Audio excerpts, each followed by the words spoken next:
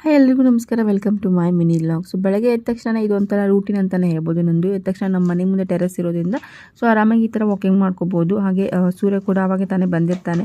So ಈಸಿಯಾಗಿ vitamin D ಸಿಗುತ್ತೆ ನನಗೆ, ಹಾಗೆ ನನ್ನ ಬೇಬಿಗೆ. For baby it's very important to for the vitamin D ಅಂತಲೇ ಹೇಳ್ಬೋದು.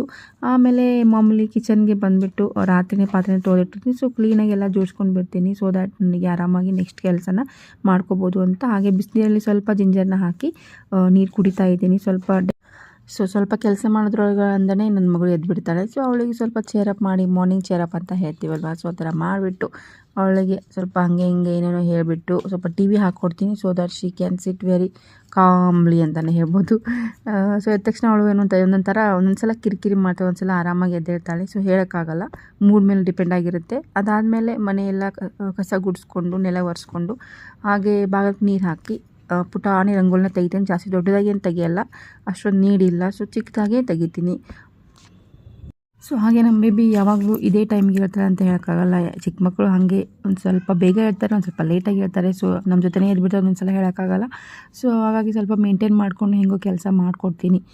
ಮನೆ ಕ್ಲೀನು ಅದೆಲ್ಲ ಮಾಡ್ಕೊಂಡು ಅವ್ಳಿಗೆ ಟಿ ವಿ ಹಾಕಿಕೊಟ್ಟಿರ್ತೀನಿ. ಸೊ ಟಿ ವಿನ ಅವಳು ಆರಾಮಾಗಿ ನೋಡ್ಕೊತಾಳೆ. ಅವಳು ನೋಡೋದು ಒಂದು ಶೋ ಯೂಟ್ಯೂಬಲ್ಲಿ ಡಿಯಾನಾ ಆ್ಯಂಡ್ ರೋಮೋ ಅಂತ, ಅದನ್ನು ಹಚ್ಕೊಟ್ರೆ ಸಾಕು ಅವಳಿಗೆ ಒಂಥರ ಏನೋ ಖುಷಿ ಅವಳಿಗೆ. ಅದು ನೋಡ್ಕೊಂಡು ಕೂತ್ಕೊಂಡಿರ್ತಾಳೆ. So no problem, I can do my all the work and let finish. So ಅವಳಿಗೆ ತಕ್ಷಣ ತಿಂಡಿ ಬೇಕಾಗಿತ್ತು, ಬಟ್ ಅವಳಿಗೆ ಯಾವುದೇ ಇದು ತಿಂಡಿ ಆಗಲಿ ಏನೂ ಬೇಕಾಗಿರಲಿಲ್ಲ.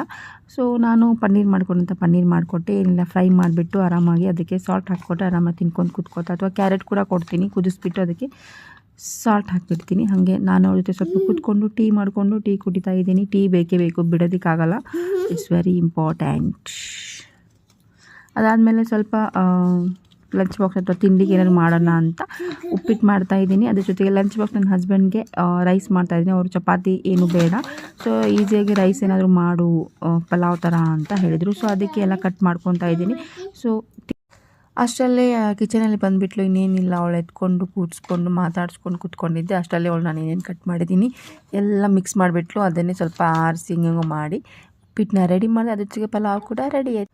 Hope you enjoy my mini vlog. Thank you for watching.